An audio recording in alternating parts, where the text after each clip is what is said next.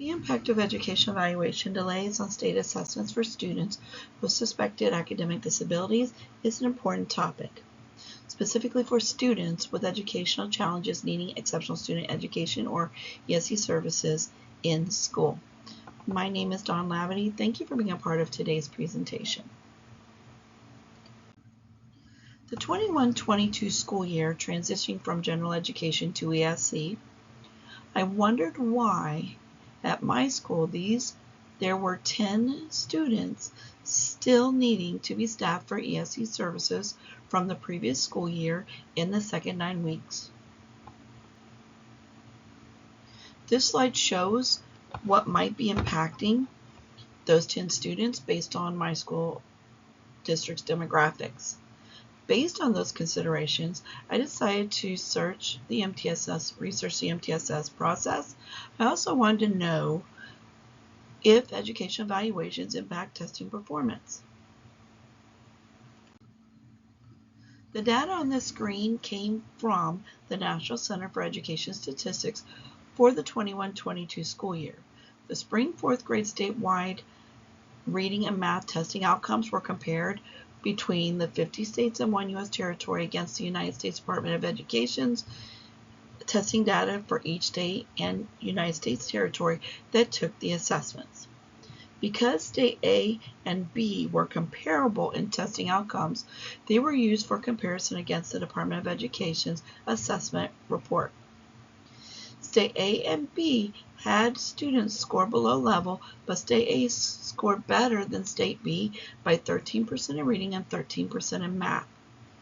Nationally, State A scored 10% better in reading, scored 7% better in math, ranked 4th in the nation for math, 3rd in the nation for reading, and scored better than 44 other states and 1 U.S. territory in reading, scored better than 33 other states in the same U.S. territory in math. The 29% of students in reading and 19% in math scoring below level nationally in State A still reflect a high number of students performing at below grade level. Do delays with educational evaluations and delays with staffing students needing ESE support impact the academic achievement gap and non-proficiency on statewide assessments?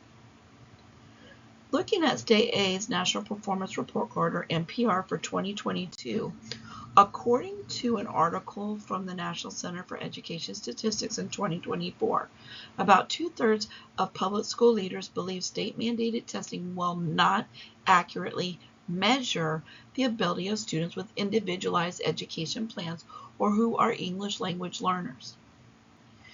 When looking at delays with educational evaluations and staffing students for ESE services, it is a concern with academic success if students with educational challenges are not meeting grade level expectations. 13 educational disabilities are recognized by the Americans with Disabilities Act, or ADA. The ADA supports students with learning disabilities as it relates to the frameworks of Public Law 94-192, later renamed IDEA, the Free Appropriate Public Education Act, the No Child Left Behind Act, and the Every Student Succeeds Act. Children ages 3 to 21 with educational disabilities are entitled to receive an inequitable education with adequate support to meet their individualized education needs. IDEA essentially provides children with educational disabilities an individualized education plan, free appropriate public education, and the opportunity to attend regular education classes. Looking at Indicator 3 of the National Performance Report Card, or NPR, for State A, Part B indicated that students with an IEP and testing accommodations met reading expectations by 2%, but showed a deficit of 2% in math. Part D indicated that students without an IEP and no testing accommodations were 1% below the targeted testing expectations for reading and math. The data from the National Assessment for Educational Progress Report and State A's Indicator 3 of the NPR suggested that if the students in Section D had the appropriate support, like an IEP with testing accommodations, it is more likely they could have met or shown growth on the spring assessments in 2022. So, do delays with education evaluations and delays staffing students needing ESE support impact the achievement gap and non-proficiency on state achievement tests? Let's look at two intervention models. Because the MTSS model supports behavior and academics, I will be discussing academics. The MTSS model focuses on the students' learning gaps. The goal is to move students from intensive support to needs-based support while identifying students that need more intensive instructional support outside of the MTSS model used in the classroom. Looking at State A's intervention model, students waiting to be staffed for ESE services and students needing intensive academic support are placed together in Tier 3. State B's Level 4. It is most likely for students receiving specially designed instruction while they wait to be staffed for ESE services. It would explain the less than 1% student population at the bottom of State B's intervention model. Considering the below-level state and national testing scores for State A and B, are the MTSS models still effective enough to meet needs, educational needs, for students needing ESE services? State A has been using the same MTSS model since 2008. As of 2024, the primary intervention focus is now on Tier 3 at the top. State B mirrors State A's former intervention model with the exception of a fourth tier. The comparisons of State A and B's MTSS models and test scores do not imply that the MTSS model or educational evaluations create inadequate performance on statewide testing. It does warrant a closer look at the success rate of other states and U.S. territories that use the MTSS model and the success rate of their educational evaluation process. It is important that all educators continually monitor the educational evaluation process to provide wider learning gaps and inadequate performance on statewide testing. Let's look at State A's in Indicator 11 of the NPR for 2022. The Department of Education's 60-day timeline for completion evaluations was not met by State A. Some states reported it was due to COVID-related school closures. State A had a total of 1,312 students, or 6% of the state's student population, waiting to be staffed for ESE services. 3% of the parents in State A did not give consent on time, which most likely impacted their statewide testing outcomes, emphasizing the importance for timely consent to improve educational outcomes. Here is an analogy that coincides with the conceptual framework of this study. There are factors preventing this individual from following the path to academic success because of educational challenges.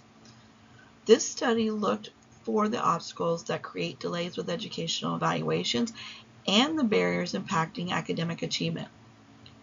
For one K-12 school district in State A, 388,593 students were enrolled in public school during the 21-22 school year. 119,023 regular education students took the 4th grade spring reading and math statewide assessments. 14% of the ESE students in general education with testing accommodations showed growth. 77% with no IEP did not meet the projected reading goal. 72% did not meet the projected math goal. However, 27% met the targeted reading goal, 27% met the targeted math goal. Even with the total of 54% of the district student population meeting grade level expectations in reading and math, 46% did not meet expectations. That is still a high number of students in the 4th grade not meeting grade level expectations in this school district. Because of the testing data being a concern for this public school district in State A and State A and B state and national testing results, the data was significant enough to further investigate educational evaluations and the possibility of restructuring the MTSS model. It led to these research questions addressing the impact of educational evaluations and the possibility of restructuring the multi-tier system of support, or MTSS model.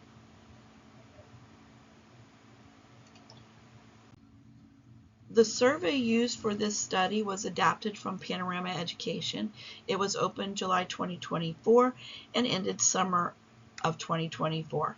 The intent of the survey was to gain a deeper understanding of the perceptions surrounding delays with educational evaluations and considerations for restructuring the MTSS process or model.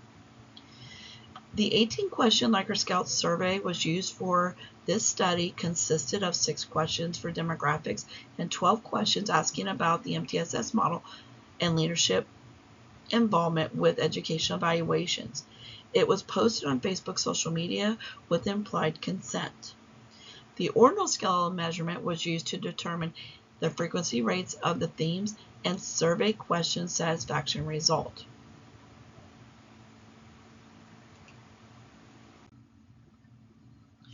A convenient sample of 33 current and former elementary education teachers were invited to answer 12 questions about their satisfaction level of the effectiveness of their leadership team's involvement with the MTSS model and the educational evaluations at their current or former K-5 elementary school. At 86%, the results from the null hypothesis did not satisfy the requirements that delays with educational evaluations primarily cause poor performance on statewide assessments. At 44%, the alternative hypothesis did satisfy the requirements that restructuring the MTSS model by adding another tier would close the achievement gap for students waiting to be staffed for ESE services. What I did find is there were other contributors that affect the performance on statewide assessments. I will talk about those findings in a few minutes. One peer-reviewed literature that I read was about a failing high school. The school did not have an intervention model in place, and the administrative team decided to put one in place to see if their school grade would improve from an F and if more students would graduate on time. The results of the study reported that after closely monitoring students' testing data for 3 years, providing more professional development, and implementing the MTSS model with fidelity, it decreased the achievement gap, improved testing scores, the school grade went from an F to a C, and the graduation rate increased by 80% over a 3-year period. Initially, the MTSS model and leadership themes were considered for this study. 2 additional themes were identified during the data collection process: the achievement gap and professional development. The achievement gap had the highest frequency rate, while the professional development and leadership themes had the lowest frequency rate. Finding enough data to support the problem for this case study, the availability of peer-reviewed literature less than 10 years old, and meeting the participants' survey goal were the implications considered throughout this case study. All expectations were met, and the results for the data were thoroughly analyzed. Research question 1. 86% of the participants were divided with the level of satisfaction with their leadership team's level of involvement with educational evaluations. 90% were dissatisfied with the level of professional development, available to them to better understand the educational evaluation process and to effectively differentiate instruction for students with suspected academic challenges. With the dissatisfaction rate being higher in professional development and leadership involvement with educational evaluations, these themes were expected to have a higher dissatisfaction rate. Research question 2. 61% of the participants were satisfied with the leadership team's level of involvement with their school's MTSS model. 49% were not concerned with their leadership team's level of involvement with the achievement gap. The leadership, MTSS model, and achievement gap themes had a higher satisfaction rate. It was expected they would have a higher dissatisfaction rate because of the professional development. Because of these results, this qualitative case study concluded that delays with educational evaluations and the MTSS process are not the primary reasons for challenges with meeting statewide testing expectations. Because of the dissatisfaction response averages, the 4 themes collectively had a 61% dissatisfaction rate. The results implied that they are contributors to inadequate performance on statewide testing. Let's consider an analogy of a classroom with frustrated teachers and a struggling student in theory. The teachers at Leo Elementary are concerned because their students are not making academic gains. They are looking for ways to make connections with core curriculum to boost test scores. This student is struggling with grade level content. This is what students with learning challenges often face daily in school. Children with learning challenges are often neurodivergent and have one or more conditions that impact learning. They are struggling because their condition hinders their ability to grasp grade level content. With educational challenges, children with educational challenges often have one or more of these conditions that significantly impact their learning while overshadowing their strengths. Sometimes that is what we miss as teachers when trying to make connections with learning objectives. It is fostering their strengths to make academic gains. Educators need to remember they connect differently and think abstractly.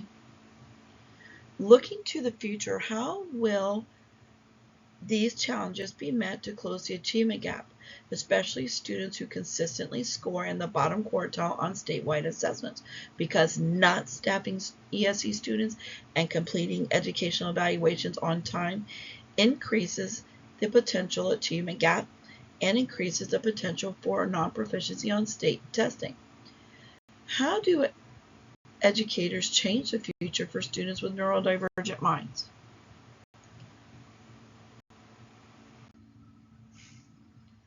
Should our schools in the future adopt Dr. Marzano's learning model by assessing students at their ability level to better gauge mastery of learning concepts and instructional needs? Considering the article from the National Center for Education Statistics in slide 4, which is up at the top what I talked about, should testing standards be changed for students with an IEP in general education? Because most of these students are already at a disadvantage because of their educational challenges. Most of these students do not test well on standardized testing. Should state testing become obsolete to take the pressure off teachers and students so they can focus more on core content to increase academic achievement? Would restructuring the MTSS model better support students waiting to be staffed for ESE services? By creating a study hall period to provide tutoring during school hours, by awarding field experience hours to college education majors, or even offering college credits towards a teaching degree for high school students. Our role as educators is crucial and instrumental to student success. Educators are accountable for closing the achievement gap. The data from the participant survey reiterates the importance of continuous professional development and completing educational evaluations on time to decrease the achievement gap and prevent inadequate performance on statewide testing while using the MTSS model with fidelity. What does the future hold for our students with learning challenges? Because the curriculum will only become more rigorous and challenging. With our world changing constantly, students need to be academically competitive and successful in the workforce after graduation. Think about what could be done to foster academic success for students with suspected educational challenges through autonomy and innovations. As I come to the end of this presentation, I hope it has been educational and there have been some key takeaways that can be taken back to your school, state, or district location. Remember, the education community is the best advocate for our students and their academic success. My name is Dawn Labadie. Thank you again for being a part of today's presentation.